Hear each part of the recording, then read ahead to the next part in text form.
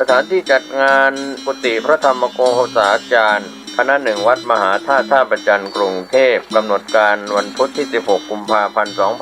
2565 10 นาฬิกาญาติธรรมพร้อมกันลานหน้ากุฏิพระธรรมโกษาจารย์ 10 นาฬิกา 30 นาทีพระสงฆ์จำนวน 9 รูปเจริญพระพุทธมนต์ 11 นาฬิกาถวายภัตตาหารเพลแด่พระสงฆ์คณะญาติธรรมร่วมรับประทานอาหาร 12 นาฬิกา 30 นาทีกล่าวสัมโมทนียกถา 13 นาฬิการ่วมทอดผ้าป่าสมทบทุนสร้างถนนทางเข้าสวนป่าสามัคคีธรรมร่วมทอดผ้าป่าออนไลน์ได้ที่ธนาคารไทยพาณิชย์สาขาบางลำพูเลขที่บัญชี 114-214-9897 สอบถามรายละเอียดเพิ่มเติมได้ที่ 094-662-6935 ได้ทุกวันก็เป็นส่วนงานบุญงานกุศลทอดผ้าป่าสามัคคีคณะญาติธรรมจากส่วนกลางและก็จังหวัดสุรินทร์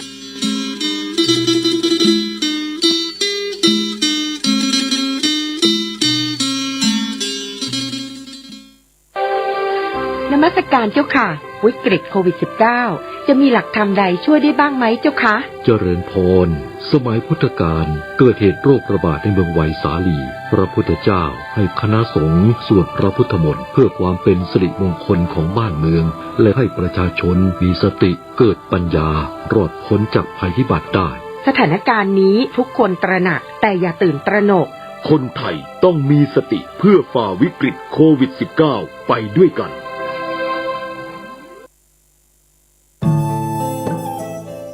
ท่านกำลังติดตามรับฟังสถานีวิทยุกระจายเสียงพระพุทธศาสนาแห่งชาติและสังคมคลื่นเพื่อการศึกษาพระพุทธศาสนาและวัฒนธรรมระบบ FM 104.5 เมกะเฮิรตซ์รายการต่อไปเป็นรายการ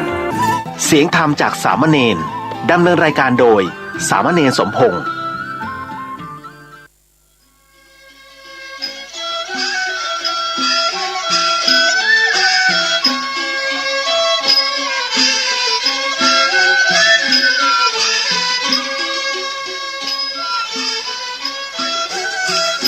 โลกนี้มีธรรมประจำที่เมื่อทำดีจะไม่ดีมีที่ไหนมีสุขบ้างทุกข์บ้าง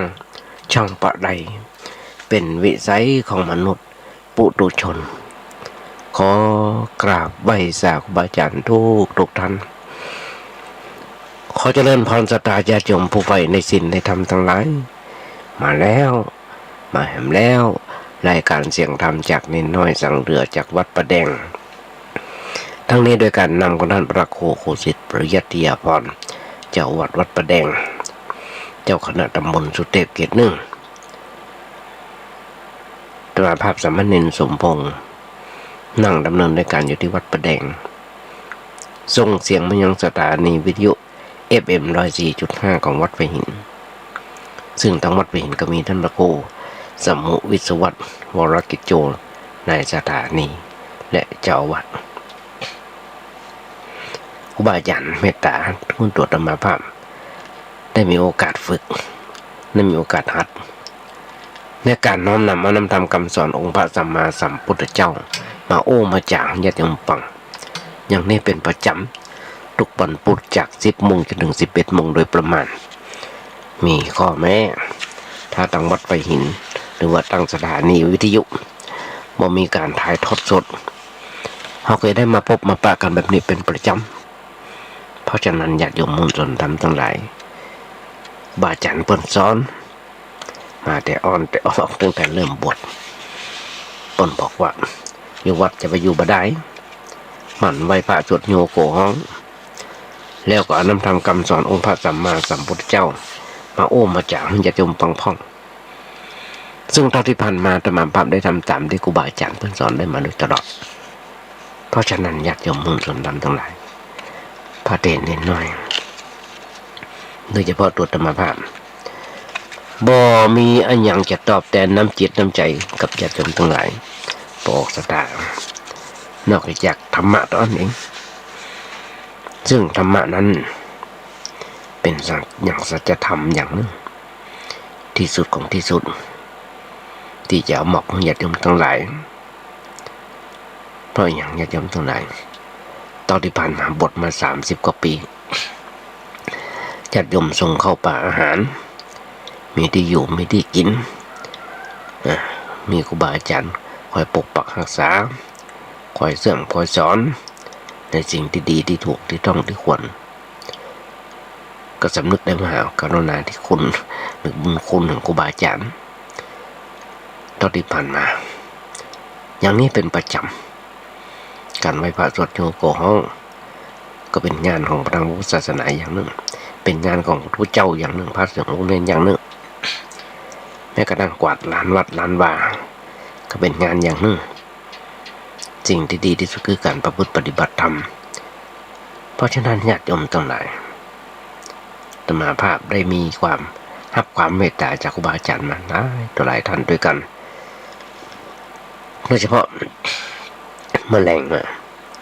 ตมาภาพจะเอาเทปไปบันทึกไว้ที่ทางสถานีเพิ่งจะออกรายการอยู่ส่งไปให้ญาติโยมทั้งหลายโดยเฉพาะครูบาอาจารย์ส่งไปเพื่ออวดตัวส่งไปเพื่อขอความรู้ความอ่านเพื่อเปิดได้ติได้ชมครูบาอาจารย์ที่รู้จักกันในเฟซในไลน์ก็ดีเพราะฉะนั้นญาติโยมทั้งหลายแรงมา4 โมงมาแรงจนถึง2 ทุ่มอาตมาจะส่งเสียงไปทาง YouTube ทาง Messenger ทางไลน์ทาง Facebook ให้กับครูบาอาจารย์ให้กับญาติโยมทั้งหลายโดยเฉพาะญาติโยมทั้งหลายที่อยู่ต่างประเทศ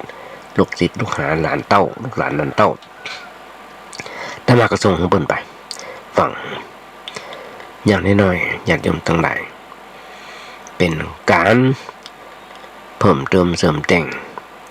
ให้กับตัวธรรมภาพว่าจะได้มีความรู้ความอ่านอันใดผิดอันใดถูกก็ญาติโยมก็เมตตากับตัวธรรมภาพได้โทรศัพท์เข้ามาโอ้มาแจกกันได้พร้อมกับนี้ญาติโยมทั้งหลายธรรมภาพได้ยกเอาบทกลอนที่ญาติโยมฟังอยู่ตลอดทุกครั้งมาขยายใจความให้ญาติโยมฟังก็หลายปีที่ดัง ก็ปีนี้เป็นปีที่16เป็นปีที่16เพราะฉะนั้นญาติโยมทั้งหลายขยายใจความก็ยังมาจบมาเสียงกันเถอะเพราะฉะนั้นหลายๆรายการอย่างบางรายการต่างๆสถานีบางสถานีขออู้เอิญสักญาติโยมสักน้อยแต่มาเริ่มต้นของการดำเนินรายการวิทยุก็จากสถานีวิทยุ 92.25 ตอนนั้นเป็นของนายแจ็คหายจ้อยมาเมินนายแจ็คหายจ้อยมันมีเวลาจะดำเนินการก็บัตรทางวัดก็ซื้อเอามาปนเอามาเด็กโอเวอร์มาใจมันไว้อยู่ที่วัดก็วันแรกอย่างที่เคยอ้วงญาติโยมฟังแต่มาบ่เคยญาติโยมตั้งหลายนึงเป็นการจัดรายการวิทยุก็อยากมีความอยากจัดรายการวิทยุสิ่งแรกนั่นคือเป็นความใฝ่ฝันคนมาภาพเมื่อละหลายปีดีดักก็ยังไม่ได้ผสมปรารถนาเด้อมีอยู่วันถ้าจำไม่ผิดคงเป็นวันที่9 เดือนพฤศจิกายน 2549ก็ไปอย่างบ้านหลานเดินบ้านนะแจ็คนะจอยยังหาหลานน้อย2 คนตอนนั้นยังขวบ2 ขวบอยู่ยังขวบ2 ขวบอยู่นะแจ็คนะจอยก็ถามว่าโอ้กันว่าจากพ่อเนนเอาทำมาเทศมาโอ้จากรายการสักชั่วโมงได้ก่อนธรรมะก็ว่าตกปากครับกับใครขึ้นไปปรึกษาหารือกับท่านพระครูเจ้าวาดท่านพระครูเจ้าวาดดีนะหันด้วยดีหันด้วยก็เลยนิมนต์ท่านพระครูเจ้าวาดเปิ้นมาเป็นเปิดรายการเป็นปฐมฤกษ์รายการมี6 โมงจนถึง7 โมงแต่มาก็ไปรอเพิ่นตั้งแต่ตี 4ที่แรมจะตี 4มาห้องส่งไปเดินจากนี่ไปถึงบ้านถึงสถานีก็ไกลนะแกสัก 300-400 เมตร ไปเก็บน้ำฮ้อนน้ำจาของเพิ่นวันแรกนั่งองค์นั่งจากพระครูเจ้าวาดเพิ่นมาแล้วเตรียมน้ำฮ้อนน้ำจาของเพิ่นพอถึงเวลาจากลุงตะวีเพิ่นจัดรายการมาก็นิมนต์เพิ่นเข้าไปจัดรายการวิทยุญาติโยมทั้งหลายเฮ้ยท่านพระครูเจ้าวาด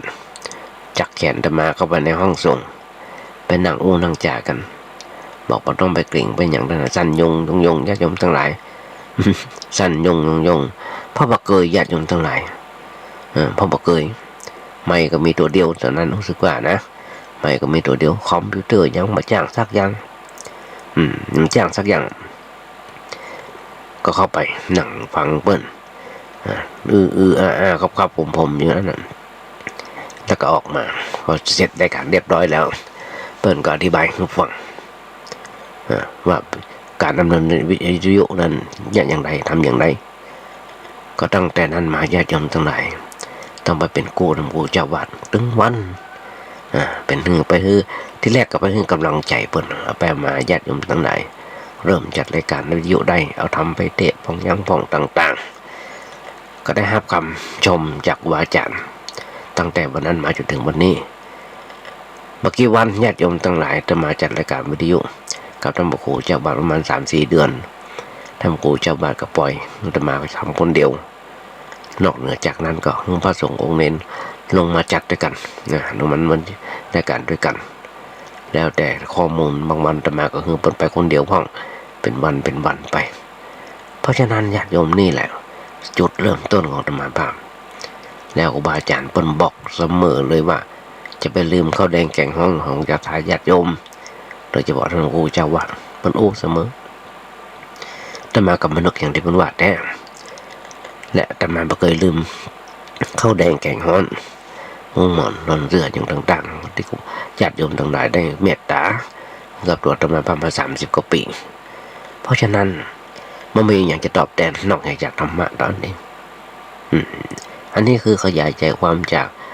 ที่บอกว่าถ้าโลกนี้มีธรรมประจำที่เมื่อทำดีจะไม่ดีมีที่ไหนมีสุขบ้างทุกข์บ้างช่างปล่อยไรเป็นวิสัยของมนุษย์บุตุชนก็ขยายใจความมึงอย่ายอมฟังได้แบบนี้ก็หันให้อยู่ว่าย่อมเท่าไหร่ว่าทุกเมื่อเชื่อมัน คนเฮานั้นมันขาดศีลขาดธรรมมาเคยแล้วนึกถึงคนครูบาอาจารย์บางคนมาเคยแล้วนึกถึงพ่อแม่มาเคยแล้วนึกถึงครูบาอาจารย์แฮมย่างนึงยังสถานีวิทยุ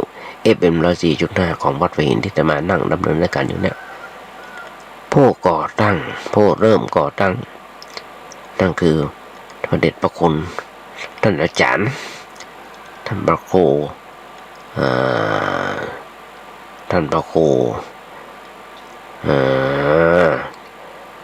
อาจารย์เจ้าวาดวัดไฟหินคือท่านพระครูอาจารย์ดร.สวัยเทวปุญโญเป็นคนเริ่มแรกซึ่งผ่านมาใน13 ปีแล้วญาติโยมทั้งหลายเป็นบุญเป็นคุณแต่มาฟังเปิ้ลยังได้การฟังธรรมะพระไตรปิฎกลอยฟ้าพระไตรปิฎกลอยฟ้าก็ฟังไปญาติโยมทั้งหลายโอ้ยเปิ้ลออกดึกนักแกงเป็นเปิ้ลเป็นผู้ก่อตั้งญาติโยมทั้งหลายเพราะฉะนั้นญาติโยมสถานีวิทยุ FM 104.5 ของวัดไฟหินแห่งนี้เหมือนกันเป็นบุญเป็นคุณก็ต่อธรรมภาพที่เมตตาธรรมภาพได้แบ่งเวลาธรรมภาพได้ฝึกได้หัดทำอย่างนึงแล้วได้หูจักมักจีนักจัดรายการได้หลายท่านด้วยกันโดยเฉพาะผู้หลวงสว่างธาตุอินจันทร์เปิ้นเอาข้าวเอาอย่างมาเจ้ามาจ้อยมาจอมาเล่าเชื่อเล่าอย่างฟังโอ้ญาติโยมทั้งหลายเป็นอย่างที่ดีหมดงานสันเราจะทำหลายรูปหลายตนด้วยกันและญาติโยมทั้งหลายเขาจะหันได้ถ้าธรรมะไม่กลับมาโลกาจะวินาศก็จะหันได้มันวินาศมากน้อยขนาดไหนวินาศสันตโลมากน้อยขนาดไหนมันเดือดร้อนไหมขนาดไหนยุคเขาอยากหมักแป้งหมูก็แป้งไข่ก็แป้งเพราะฉะนั้นคนเราจะไปขาดศีลญาติโยมทั้งหลายเป็นศัพท์บัญญัติในพุทธศาสนา มีคนอู้ว่าผู้บำเพ็ญวิถีอนุตตรธรรมทำไมจะต้องใช้ศัพท์บัญญัติของพุทธศาสนาด้วยของศาสนาพุทธด้วยนี่คือความรู้สึกนึกคิดของคนที่มีจิตใจแย่มากแบ่งแยกเพราะฉะนั้นศีลเป็นรากฐานเบื้องต้นที่จะปาถูกเก่านะป้นจากเวียนว่ายตายเกิดมองจากถือศีลมองจากถือศีลเขาจะทำผิดกันนักหนาป่าป้านศีลเป็นเริ่มต้นของธรรมะมาถือศีลเหมือนที่เขามีรายรับที่พอๆกับรายจ่ายถ้ามาถือศีลนะจะต้องใจศีลมาเป็นเครื่องเป็นกรอบบังคับทำความผิดกันน้อยลงศีล5 ข้อญาติโยมทั้งหลายที่เราถือที่เราโอ้กันแยกแยะเพิ่มเติมเสริมแต่งนักหนาป่าปานญาติโยมเพิ่มเติมเสริมแต่งอย่างไรคนเต้บ่ฮู้จักหรือว่าบ่ฮู้ตัวในการทำผิดศีลผิดธรรมอย่างน้อยๆก็คนบ้าเป็นคนบ้าสาหุยสาวัด2คนที่จะเป็นบ้าได้เป็นคนจิตที่บดีบางคนจิตดีก็มีเตี้ยคนที่มีจิตบดีเพราะอย่างพอผิดศีลข้อที่5พอผิดศีลข้อที่5เสพสุรายาเมาสิ่งเสพติดอย่างต่างๆยาบ้ายามายาอีอย่างต่างๆหันกันอยู่ตรงเมื่อเจ้าหวันหยัดนมทั้งหลายฆ่าฟันกันตายกันตึงมันตั้งแต่เมาเหล้าขึ้นมาแล้วก็ยาเสพติดแต่แปลกอย่างหนึ่งญาติโยมทั้งหลายทำไมขี้ยามไปซื้อยาบ้าได้โหตี้ซื้อยาได้โหตี้ซื้อยาได้โดยที่เจ้าหน้าที่บ้านเมืองบอกโหตี้โหจักบอกโหตี้ว่ายาบ้ามันขายที่ไหนยามายาอียาเสพติดมันขายกันที่ไหนโมตี้แต่โมติดยาขี้ยาโมตี้อยากจะมันน่าแปลกก็มันสร้างความทุกข์ความเดือดร้อนมันน้อยเลยล่ะทำให้บ้านเมืองวุ่นวายสังคมในครอบครัวก็แย่ก็วุ่นวายหันกันอยู่ทุกเมื่อจุบันธรรมะอ่านข่าวแถมอย่างการจุกันดอกลวงกันหันอยู่นี่ก็ผิดศีลต่อมาก่อนนั่งโอ้มันมีน้อยที่เขาจะฟังแต่ว่าทีวีเพิ่งกับโอ้ทีวีเพิ่งกับประกาศหน่วยงานราชการเพิ่งกับโอ้เพิ่งกับประกาศว่าจะมีการลุกมันก็ลอกกับร่มกันมีการโทรศัพท์มาจุมาหลอกกันโดยเฉพาะ หลอกเอากับผู้ที่มีปัญญาแล้วก็บางครั้งเป็นถึงด็อกเตอร์บางครั้งนะเป็นถึงด็อกเตอร์เมื่อกี้วันที่ผ่านมาแต่มาหันมาเป็นหน้าอินดูหน่วยพยาบาลทั้งกรมทั้งโรงพยาบาลทั้งหน่วยงานของเปิ้นมาตามกว่า30-40 คนหรือเป็นร้อยถูกคอเซ็นเตอร์ถูกเปิ้นจุบ่ฟังบ่ชอบอ่านข่าวบ่ชอบพอข่าวบ่ชอบฟังรายการวิทยุธรรมะที่เปิ้นเตือนกันแต่แล้วก็สร้างความเดือดร้อนให้กับเจ้าหน้าที่บ้านเมืองของเฮา หน่วยงานอย่างต่างๆเพื่อก็บอกกลโกงมันเป็นแบบนั้นเป็นแบบนี้ก็ยังเจอกันอยู่เพราะฉะนั้นนี่แหละญาติโยมทั้งหลายมันเป็นปัญหา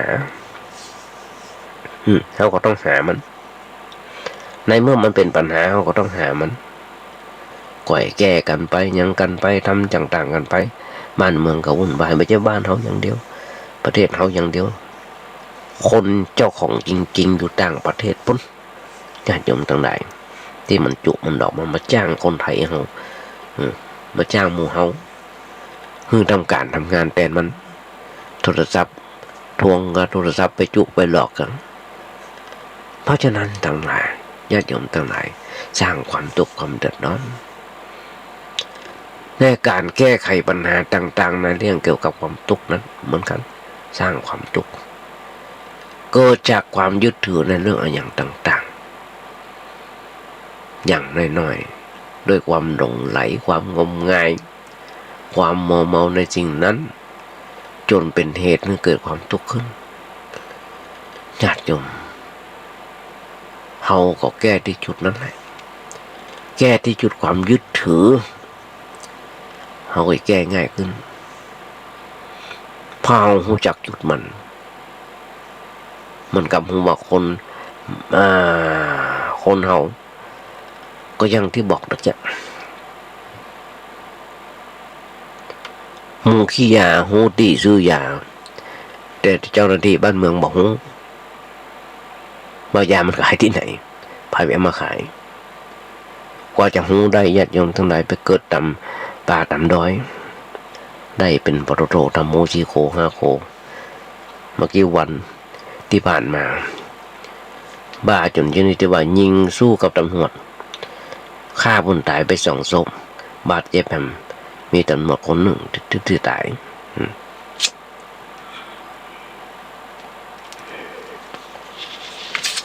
เพราะฉะนั้นคนเฮานั้น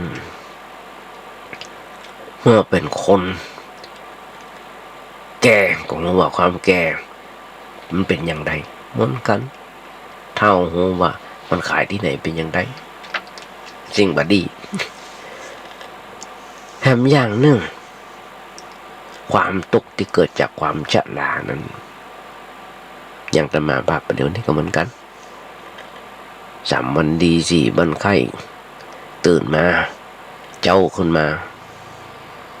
ก่อนที่จะสวดมนต์ตื่นมือตาขึ้นมายังดีใจว่ายังมีลมหายใจเราก็ต้องต่อสู้กันไปความชรานั้นหมายถึงความอิ่มอย่างความทุกข์ที่เกิดจากชรานั้นนั่นหมายถึงว่าเฮาบ่พอใจบางคนบ่พอใจในความชราในการที่ร่างกายมันเปลี่ยนแปลงไปเฮาไม่อยากให้มันอยากจะให้ผมงอกอยากจะให้มันดำอยู่เหมือนเดิมแล้วก็ว่างอกแล้วก็อุตส่าห์ยังหาสีมันหายามันย้อมหายามันย้อมผมย้อมไว้หลอกตัวเก่าไปวันพอกระจกก็รู้ว่ามันยังดำอยู่อันนี้คือความแปลกอย่างหนึ่งแถมอย่างหนึ่งอันนี้เป็นสิ่งที่สำคัญญาติโยมทั้งหลายเดือนนี้เป็นเดือนมกราคม 2565เปลี่ยนแปลงย้อนรอยถอยความก่อยว่าอดีตกับปัจจุบันดูอนาคตเป็นอย่างไรแล้วที่ผ่านมาปีที่ผ่านมาและปีต่อไปนี่จะเป็นอย่างไรเพราะฉะนั้นอันอย่างมันเปลี่ยนแปลงไปเราก็นึกถึงธรรมะนึกให้มันบ่อยๆก็จะเป็นเครื่องเตือนจิตสกิดใจเฮือโหเต่าตันต่อสิ่งหลายๆสิ่งหลายอย่างตามที่มันเป็นจริงแล้วก็จะบ่ได้เกิดความทุกข์ความเดือดร้อนในเวลาต่อไปอันนี้เป็นเรื่องที่ควรจะพิจารณาญาติโยมทั้งหลายทีนี้ในการธรรมะแต่ละครั้งของธรรมาภาพนั้นที่ญาติโยมเคยฟังกันเป็นประจำมาอย่างน้อยๆใน15-16 ปีนะก็เพื่อจะชี้แจงเหตุผล ในการปฏิบัติอันเฮาญาติโยมทั้งหลายทุกๆคนจะได้นำไปใช้ไปปฏิบัติในชีวิตประจำวันฟังเถอะญาติโยมทั้งหลายลองฟังก่อยสถานีวิทยุ FM 104.5 ของวัดไผ่หินตลอด24 ชั่วโมงมีแต่ของดีๆทั้งนั้นญาติโยมฟังมีของดีๆทั้งนั้นที่ฟังแต่ยังมีความจุดมุ่งหมายอย่างเดียวกันคนเฮาทุกเมื่อเช้าวันนี้ว่าเป็นปีเก่าว่าปีใหม่ต้องการความสุขความสงบในชีวิตของเฮาบ่ต้องการความทุกข์ความเดือดร้อนความวุ่นวายอันเป็นเรื่องที่มันขัดกับปกติธรรมดาเพราะปกติธรรมดาของคนเฮานั้นย่อมสงบอยู่แต่ความสงบนั่นเป็นแขกแปลกหน้าอย่างที่บอกไอ้ความสงบไอ้ความบ่สงบวุ่นวายนะมันเป็นแขกแปลกหน้าจรเข้ามาเป็นครั้งคราวไม่ใช่เป็นเรื่องของประจำของประจำคือความสงบทางจิตใจสงบทางใจเฮาเป็นปกติมันก็มีความสงบบ่วุ่นวายมันมีปัญหาอย่างเกิดขึ้นมากนะแต่ที่มันวุ่นวายเราร้อนเขาขึ้นมาในใจนั้นแสดงว่ามันมีสิ่งแปลกปลอมเข้ามาโดยทำให้เกิดความวุ่นวายขึ้นถ้าบ่มีอันอย่างแปลกปลอมเข้ามาแล้วจิตใจของเราก็จะอยู่ในสภาพปกติแต่ว่ามันบ่ค่อยปกติโดยทั่วไปนั้นบ่ค่อยจะปกติก็คือมันผิดปกติอยู่ตลอดเวลาเรื่องที่มันผิดปกตินั้นเนื่องมาจากว่ามีอันอย่างมารบกวนในใจของเราทำให้เกิดปัญหาเพื่อจะแก้ปัญหาเราเลยต้องศึกษาธรรมะไว้พ้องเพื่อเอาธรรมะไปจะเป็นเกราะป้องกันตัวบ่ข้าศึกเข้ามาลุกรานบ่มันมาทำร้ายจิตใจของเขามันเสียภาพปกติไปอันนี้แหละเป็นเรื่องจำเป็นที่จะต้องมาศึกษาธรรมะต้องฟังเหี่ยพ้องคล้ายกับว่าเราจะต้องไปต่อสู้เราต้องเรียนรู้เรียนรู้ในยุทธวิธีอย่างน้อยๆฟังในน้อยตัวนี้ญาติโยมทั้งหลายมันสร้างคนเฮานะญาติโยมทุกเมื่อเช้าวันนี้มันชอบหลอกลูกเขามันชอบหลอกคนเฮามันชอบหลอกไม่ชอบของจริงไม่ชอบของจริงเพราะไม่ชอบของจริงนี่แหละมันเลยเป็นทุกข์เรื่อยไปแต่ถ้าเฮายอมรับความจริงเนี่ยเช่นเรื่องความแก่เนี่ยยอมรับมันเนี่ยรับว่าเฮาแก่แล้วร่างกายเปลี่ยนแปลงไปแล้วเปลี่ยนไปหนักแล้วบ่โหเมื่อใดมันจะต้องแตกดับต้องแตกต้องดับต้องยอมรับอย่างนั้นเพราะเฮายอมรับว่าเฮายอมแก่ปัญหาเรื่องความแก่จะบ่เป็นทุกข์แก่เฮาอย่างเคยอยากจะฟังมันกับวันพุธที่ผ่านมาที่บอกว่าชราปีทุกขาชราปีทุกขามันจะบังเกิดในใจเพราะเฮายอมรับความแก่ยอมให้มันแก่ไปตามเรื่องเฮาต้องรักษาการบริหารร่างกายก็ทำไปด้วยตามเรื่องแต่ไม่ใช่ทำด้วยความอยากมากเกินไปเฮาก็ทำตามหน้าที่ทุกเมื่อเช้าวันญาติโยมทั้งหลายจะมามีเวลาว่างบ่ายก็กวาดตามรอบบทใบไม้มันนักตอนนี้ญาติโยมทั้งหลายใบไม้ใบดอกมันหล่นนักเป็นฤดูใบไม้ร่วงหน้าหนาวอีกคอยกวาดไปกวาดเป็นกองแล้วก็มีละอ่อนน้อยๆ 2-3 คนช่วยกันเก็บกันกวาดนะกวาดใส่กลุ่มแล้วก็ไปกองไว้เป็นการออกกำลังกายขยายปอดอย่างหนึ่งญาติโยมทั้งหลายเนี่ย เอาก็ทำไปนั่นเป็นหน้าที่ของเขาอย่างหนึ่งทำไปกับพิจารณาไปว่ามีการเกิดขึ้นตั้งอยู่ดับไปเป็นของธรรมดาต้นไม้ที่มันเขียวขจีก็เริ่มแก่เริ่มร่วงร่นเขาก็พิจารณาไปตามนั้นอยากจงทั้งหลายวันนี้ครูบาอาจารย์เพิ่นสอนให้มันอย่างร่างกายของคนเฮาอย่างตมาภาพตอนนี้ที่หนักที่สุดนั่นคือรากฟันมันเริ่มเจ็บมันเริ่มเจ็บเกือบจะถึงหมดเกี้ยวอย่างแห้งอย่างแข็งก็บ่ค่อยได้คนหมอปนไปทำไปซ่อมไปทำไปรักษามันจะต้องใช้เงินเป็นหมื่นยันหลักหมื่นถ้าเป็นการรักษาซึ่งเกี้ยวมันหล่อนไปหลายอันหลายซี่ละเป็นล่วงล่นไปตามเหตุตามเวลาของมัน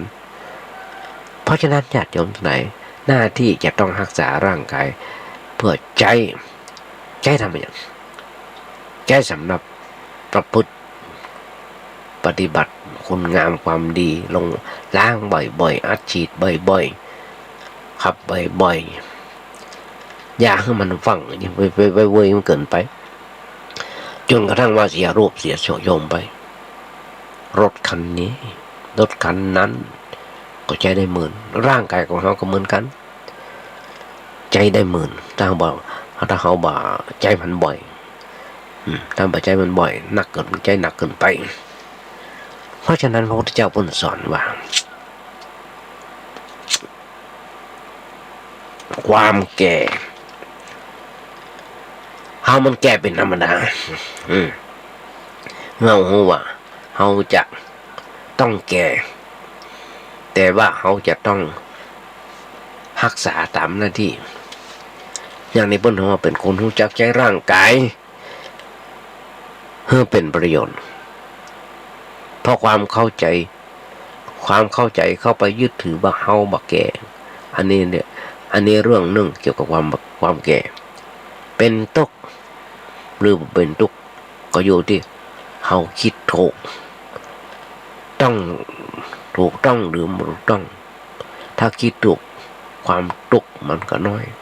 ถ้าคิดบ่ถูกก็เกิดความทุกข์ขึ้นเพราะความแก่เป็นธรรมดานะเพราะความแก่เป็นเรื่องธรรมดาเรื่องต่อไปอยากยมตรงไหนแต่มาหลายครั้งว่าพยาธิคือความเจ็บไข้ได้ป่วยก็เป็นความทุกข์ของจิตใจคนเฮาตามปกตินั้นบ่มีใครชอบความเจ็บไข้ได้ป่วยญาติโยมต่อมาคุณหมอเพิ่นนัดที่โรงพยาบาล 5-6 เดือนไม่ได้ไปพอถึงเวลาที่ยามันจะหมดโทรศัพท์ไปขออนุเคราะห์จากเจ้าหน้าที่เพื่อยามาส่ง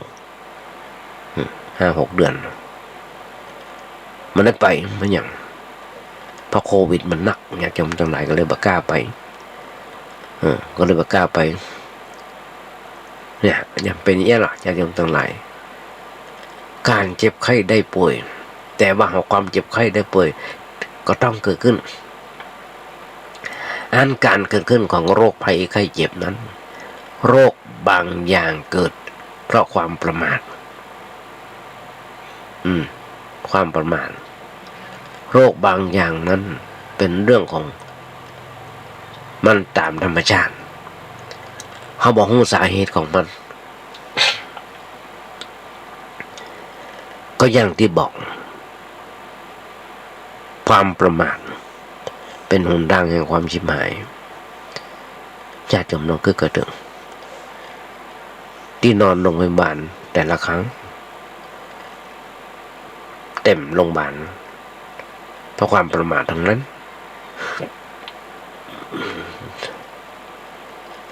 อย่างเช่นหลายโรคตอนที่ผ่านมาหันเพราะว่าทีวีก็ว่าอย่างการต่างๆเขาจะหันอย่างโรคมะเร็งเป็นต้นเขาบอกสาเหตุว่ามันเกิดจากอะไรอย่างเกิดเพราะอย่างเป็นกรรมพันธุ์ก็เป็นอย่างการต่างๆกินอันนั้นอันนี้มันเป็นการอันนี้เขาก็รู้ แม้วิชาการแพทย์สมัยใหม่จะเจริญก้าวหน้าแต่ยังค้นหาสมมุติฐานของโรคนี้ยังไม่ได้ว่ามันเกิดมาจากเรื่องอะไรอย่าง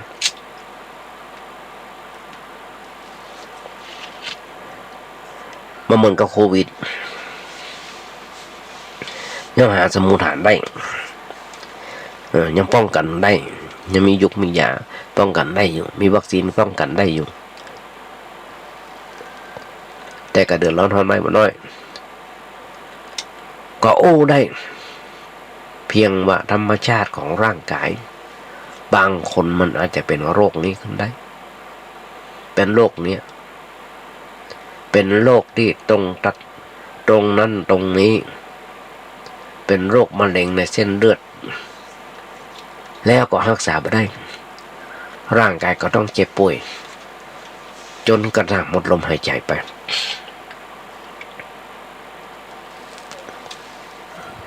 แต่ว่าถ้าปกติโรคอันใดที่เกิดจากความประมาทเพราะบ่รักษาตัวอันเนี้ยเราต้องป้องกันได้การป้องกันก็คือว่าต้องเหียนงูเหียนให้มันงูว่าพาหะของโรคคืออะไรอย่างสมุฏฐานของโรคอยู่ที่ไหนมันจะเกิดได้โดยวิธีใดแล้วเมื่อมันเกิดแล้วเราควรจะรักษาอย่างใดเรื่องนี้มันต้องไปถามหมอไปถามหมอเพื่อก็จะแนะนำอย่างผ้าแมสปิดปากมีเจลแอลกอฮอล์ล้างมือเช็ดมือตลอดเวลาที่เขาจับกำยังกำมาอย่างต่างๆคนบางคนก็ประมาทยากจนทั้งหลายเป็นอย่างนิดอย่างหน่อยร่างกายผิดปกติมาไปหาหมอที่โรงพยาบาลแต่ไปหาหมอดีตามหลักไขยาเป็นวัดบอกว่าฉันเป็นวัดกินยาอย่างนี้หมอดีก็จัดยาเอาไปเกี่ยวไปกินกันตามเรื่องกินจนกระทั่งว่าหนักแล้วพอหนักแล้วถึงไปหาหมออันนี้มันมาถูกเรื่องมันมาถูกเรื่องห้องว่าอยู่ในวิสัยของความประมาทคนบางคนอยากจมตรงไหนอายุประ70มาเคยไปหาหมอพอป่วยครั้งเดียวเท่านั้นเองต้องถึงกับหามต้องนอนโรงพยาบาลเป็นเดือนก็จะออกมาหายได้มาเคยไปหาหมอเลยเพราะฉะนั้นอยู่ในความประมาทเมื่อเขาเสือกว่าร่างกายผิดปกติฟังไปหาหมอทันทีหมอผลตรวจเนี่ยโดยเร็วการฟังไปหาหมออย่างทันท่องทีนั้นประหยัดเวลาประหยัดเงินแล้วก็ไม่ต้องเสียเวลาทำมาหากินเพราะมันเริ่มพอเริ่มเป็นหมอตรวจหูสมุฏฐานยาสกัดโรคนั้นมันก็หายเว้ยเขาก็จะได้ทำงานทำการต่อไปเงินทองที่จะใช้จ่ายในการเยียวยาก็น้อยเพราะเขาฟังรักษาพระเจ้าพ้นสอนอย่าประมาทแต่ถ้าเขาประมาทบ่ไปรักษาโรคมันแรงแล้วต้องกินยาหนักต้องฉีดยาต้องนอนโรงพยาบาลบางทีต้องนอนเป็นเดือน2 เดือนเสียเวลาทำมาหากินเสียเงินเสียทองเขาไปหาหมอนักหนาป้าปั้นอันนี้เป็นเรื่องที่ฮ้องกันว่าผิดอยู่ในชีวิตของมนุษย์เขาประเจน้อยเพราะฉะนั้นในหลักธรรมสอนให้เขาอย่าประมาทอย่าประมาทถ้ารู้สึกว่าร่างกายผิดปกติฟังไปหาหมอไม่ต้องเกรงใจหมอหรอกหมอป้นมีหน้าที่รักษาคนป่วยแต่ถ้าเราป่วยหนักแล้วไปหาหมอจะจมตัวไหนหมอเพื่อรำคาญเหมือนกันนะรำคาญว่าทำไมบ่ ตายก่อนก็มาเอาศพมาไปรักษาหมอนึกอย่างนั้น แต่หมออุ้มมาได้เอามารักษาทำไมเอาศพมาดีกว่าแต่หมอก็รักษาไปโดยมารยาทหมอโอ้อย่างนักแต่ว่าเขาเนี่ยบอกรู้จักรักษาตัวก็ลำบากถ้ามาไปโรงพยาบาลแต่ละครั้งญาติโยมทั้งหลายพิจารณาจากนั้นคนป่วยนอนบนเตียงลูกหลานตันต้องยู่เข็นรถเข็นไปก็รอหมอเฝ้าหมออย่างต่างๆมีบางคนยังมีถุงน้ำเกลืออยู่บางคนยังมีออกซิเจนอยู่อะไรอย่างต่างๆโรงพยาบาลที่จะมาไปนี่เป็นโรงพยาบาลพิเศษโดยตรงจากคอขึ้นไปนะญาติโยมทั้งหลายเป็นอัมพฤกษ์อัมพาตกันโอ้ยเป็นที่น่าสังเวชญาติโยมทั้งหลายความเจ็บไข้ได้ป่วยทำให้คนเป็นทุกข์ก็เพราะว่าเฮาบ่สบายใจในขณะที่มีความเจ็บเกิดขึ้นนอนเป็นทุกข์นั่งเป็นทุกข์กินก็เป็นทุกข์อยู่ตลอดเวลาเพราะเรื่องโรคภัยไข้เจ็บอันนี้คือทุกข์ประการหนึ่งแล้วที่อาจจะเกิดขึ้นกับไปก็ได้ที่นี่การแก้ไขปัญหาในเรื่องความทุกข์อันเกิดจากโรคภัยไข้เจ็บถ้ามีความเจ็บไข้ได้ป่วยเกิดขึ้นเราก็ต้องพิจารณาด้วยปัญญาด้วยปัญญาพิจารณาว่าความเจ็บไข้ได้ป่วยเนี่ยเป็นเรื่องของร่างกายเป็นเรื่องที่เราคนจะต้องรักษาเวลาเนี่ยเขามากินยาอยู่แล้วแต่ว่ายาเนี่ยไม่ใช่ยาพิษเหมือนเรื่องนิทานเหมือนนิทานที่มันเล่าไว้ว่าพอกินยาปุ๊บโรคหายปั๊บมันมามีอย่างนั้นมันต้องค่อยๆกินยาแล้วก็ต้องคอยต้องท่าเวลายามันออกฤทธิ์ไปแก้ไขในบางส่วนบางในของร่างกายก่อน บางคนกึดหลอกญาติโยมตรงไหนว่าเขาเจ็บหัวทำไมกินยาลงไปในกระเพาะทำไมไม่ถึงหายมันถึงหายพิจารณาพอก็มันก็ไปตามเส้นเลือดของเขาเขาอย่าใจร้อนอย่าอยากให้หายไวเกินไปแต่บอกตัวเองว่าเวลาเนี้ยเขาป่วยเขาได้ครับเขาได้กินยาแล้วเขาก็ต้องนอนทำใจเย็นๆอย่าใจร้อนอย่าคิดมากอย่าวุ่นวายพิจารณาร่างกายนี้ว่าเป็นสิ่งเปราะบางหักง่ายแตกง่ายอาจจะเจ็บจะไข้ลงไปเมื่อใดก็ได้ทุกเมื่อชาวบ้านญาติโยมทั้งหลายจะมาเป็นโรคบ้านหมุนกุฏิหมุนเมาหัวนั่นมันเด้อคุณหมอเพิ่นบอกว่าเป็นน้ำในหูบ่เท่ากันคุณหมอเพิ่นให้ยามาชนิดหนึ่งเพิ่นให้ยาแก้เมาชื่อหยังฮู้จำบ่ได้เป็นชื่อฝรั่งเพิ่นให้มาแต่ละครั้งเพิ่นบอกว่าฉัน3 มื้อเด้อหลวงพ่ออาตมาก็บ่ได้อ่านพ่อไม่ได้อ่านพอว่าจะฉันกี่มื้อเป็นอย่างไรเพราะบอกว่าสัญญามื้อเนอะก็ฉันไปพอฉันเรียบร้อยโอ้ยญาติโยมทั้งหลายมาเป็นงานมาได้งานรับเมาวันค่ำรับมันมียาแก้ง่วงเลยนะฮะก็ได้กินพ่องมากินหลายมาเดี๋ยวนี้ค่อยยังชั่วละบ่ค่อยเป็นละมันเมินเลยจะกินเม็ดถ้ามันจำเป็นบางทีนั่งอยู่ได้แต่ดาวเต็มผ้ารับตาบ่ได้ก็บ่ได้ก้นต้มก็มีนะเพราะฉะนั้นเป็นวัดระวังถ้าร่างกายมันก็ป่วยใจเฮาเป็นทุกข์เพราะร่างกายเพิ่นเอาว่าป่วยทั้งกายทั้งใจนี่ญาติโยมทั้งหลายคนบางคนเป็นแบบนั้นแต่ถ้าเฮาถือว่าร่างกายป่วยใจเฮาจะบ่ป่วยไปตามร่างกายแต่ว่าเฮาจะใจสำหรับคิดค้นเพื่อเกิดปัญญาจะประสบการณ์ของชีวิตถือว่าความเจ็บไข้ได้ป่วยนั้นเป็นบทเรียนเป็นบทสอน เป็นบทสอนเป็นบทสอบไร้กำลังใจของเขาว่าเขาเป็นผู้ศึกษาธรรมะได้อ่านหนังสือธรรมะมีครูบาอาจารย์เปิ่นคอยสอนมีหนังสือธรรมะทุกคนควรจะมีหนังสือธรรมะฟังไว้เพราะ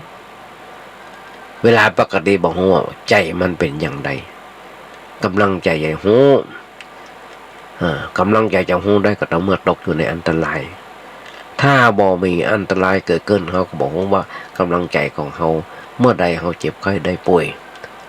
เขาก็จะได้ทดสอบกำลังใจว่าเขามีความพอใจในการที่เขาป่วยการรักษาเป็นหน้าที่ของคุณหมอในเรื่องร่างกาย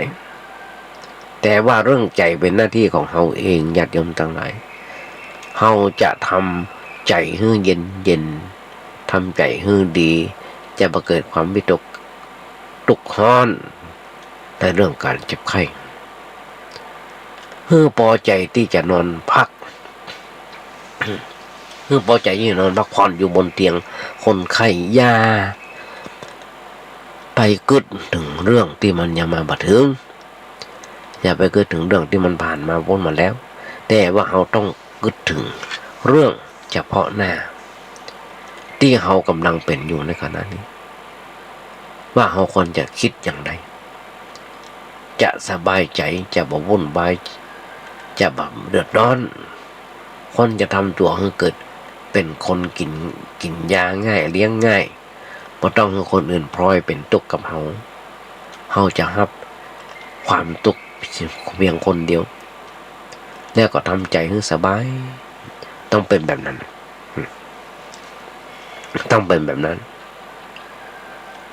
เพื่อพอใจในสภาพที่กำลังได้ครับหรือนึกเห็นว่าไข้เนี่ยก็ดีเหมือนกันจะได้นอนพักอย่างพ้องบาดเจ็บบ่ป่วยบ่ค่อยได้พักผ่อนเวลาเจ็บเวลาป่วยก็ถือว่ามานอนพักผ่อนถ้ามานอนที่โรงพยาบาลก็ถือว่าถ้าไปนอนที่โรงพยาบาลนะก็ถือว่ามาพักผ่อนที่โรงพยาบาลแล้วขณะที่พักผ่อนที่โรงพยาบาลก็พอเปิ้นใกล้เคียงว่าเปิ้นเป็นอย่างไรคนเหล่านั้นก็ป่วยเหมือนกับเฮาเหมือนกันไม่ใช่เฮาป่วยเพียงคนเดียวถ้ามากกึดหลายอย่างตรงไหนเลยฟังหาย อย่างที่บอกครั้งแรกที่จะมาไปนอนโรงพยาบาลสวนดอกตึกศรีพัฒน์ญาติโยมทั้งหลายปีแล้วสัก20 ปีได้แล้วกันเกือบจะ20 ปีนะไปโรงพยาบาลที่แรกไปโรงพยาบาลรมแพทย์โรงพยาบาลรมแพทย์ที่แรกเป็นอัมพฤกษ์นี่แหละครึ่งซีกหลานเจ้าแล้วครูเจ้าวัดอุ้มอาตมาจากกุฏิเนี่ยลงไปขึ้นรถแล้วไปส่งมาสภาพที่โรงพยาบาลรมแพทย์โรงพยาบาลรมแพทย์มันตรวจมันยังเรียบร้อยเพิ่นบอกว่าต้องจ่ายค่าใช้จ่ายต่ออันตีอีเนอะหลวงพ่อเนอะแต่ไม่บอกว่ามีปัจจัยนะญาติโยมเอ๋ยขอส่งมาไปที่อื่นเถอะวันสวนดอกก็ได้เพิ่นก็ใจดีใจบานคุณหมอที่โรงพยาบาลรมแพทย์นะเพิ่นก็เจ้าหน้าที่เพิ่นเอาใส่รถนะส่งโรงพยาบาลสวนดอกพอถึงโรงพยาบาลสวนดอกเพิ่นก็คุณหมอที่นั่นเพิ่นก็ตรวจมาส่งไปเรียบร้อยส่งไปตรวจไปส่งตรวจมาเรียบร้อยเพิ่นก็ตรวจกระสอบอย่างเรียบร้อยแล้วส่งตมาขึ้นไปนอนไปนอนอยู่จำไม่ได้ว่าจันทร์อะไรอย่าง13 14 11อย่างเนี้ยไปนอนอยู่คืนกับวันกับเกื้องวันไปญาติโยมทั้งหลายไม่ได้กินยาละพอได้ครับยุงครับยาอย่างเรียบร้อยก็ปิดมาวัดพยายามญาติโยมทั้งหลายจากใจไม่เต้า2 ข้างแล้วก็มาใจไม่เต้าข้างเลิกอยู่ตลอดเวลานี้พยายามเดินพยายามอย่างต่างๆเตี้ยวมาได้นะญาติโยมทั้งหลายเป็นครึ่งซีกข้างขวาหูขิงคุณหมอว่า1 ในล้านที่จะหายเป็นแบบนี้ได้บังเอิญว่าจะมาหายญาติโยมทั้งหลายบังเอิญว่าจะมาหายก็เดินได้เป็นปกติเท่าที่ผ่านมาแต่เพิ่นบอกว่าระวังล้มเนอะห้ามล้มเด็ดขาด ถ้าล้มแล้วก็ไปเลยเป็นนอนเป็นเจ้าชายนิทราแน่นอนพอมาแหมครั้งหนึ่งครั้งที่สองเมื่อกี้วันที่ผ่านมานะเมื่อกี้เดือนที่ปีที่ผ่านมานะอันนี้3โรงพยาบาลญาติโยมทั้งหลายโรงพยาบาลสุนดอกโรงพยาบาลในโรงแพทย์แล้วก็ไปโรงพยาบาลราชเวชแล้วก็ขอบนทรงตัวมาโรงพยาบาลประสานอันนี้หนักญาติโยมทั้งหลายเดียวได้ฉันได้เดียวได้ฉันได้แต่บ่มีเสียงจะมานั่งอกญาติโยมนี่บ่มีเสียงบ่มีเสียงเป็นทุกข์อกทุกข์ใจญาติโยมทั้งหลายตัวอยู่คนเดียวญาติพี่น้องก็บ่มีละพ่อแม่ก็ตายหมดละพี่น้องก็ตายหมดละยังไงตัวคนเดียวหมูจะยังไงพอไปโรงพยาบาลลมแพทย์บนส่งไปดีขอตัวบนส่งไปดีพ่อหมอเฉพาะทางขอบนส่งไปที่ราชเวชก็มีขอบนส่งตัวมาที่โรงพยาบาลประสาทบนส่งมาโรงพยาบาลประสาทมาช่วยคุณหมอเพิ่นเพราะเป็นเรื่องเกี่ยวกับโรคประสาทโดยตรงก็มารักษาที่โรงพยาบาลประสาทตลอดมาจนถึงวันนี้ไปกินยาเพิ่นบางทีวัน7 วันก็ดีขึ้นมาจนถึงวันนี้ทุกวันนี้ก็ยัง